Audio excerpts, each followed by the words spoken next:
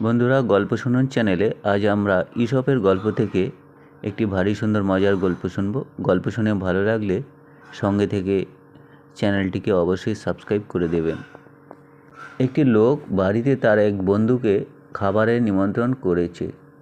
তাই দেখে কুকুরটাও তার এক চেনা কুকুরকে তার সঙ্গে খাবার খেতে নিমন্ত্রণ করে বসলো।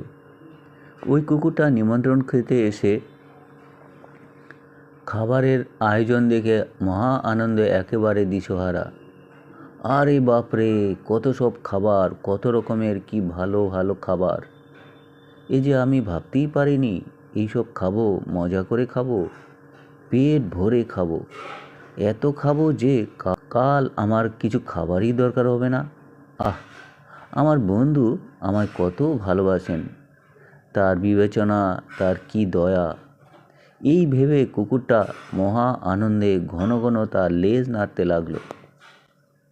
বাড়ির বাবুর্চি তাকে এই অবস্থায় দেখা মাত্র ছুটে এসে তার পা ধরে বাইরে বের করে দিল। কুকুরটা তখন কাঁদতে লাগলো।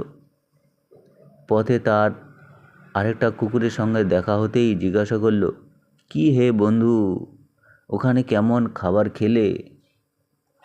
কি আর বলো ভাই, খেয়ে আমি অবাক হয়ে গেলাম। এত খাবার হয়ে গেছে যে নেশায় আমার জ্ঞান কাণ্ড হারিয়ে ফেলেছি।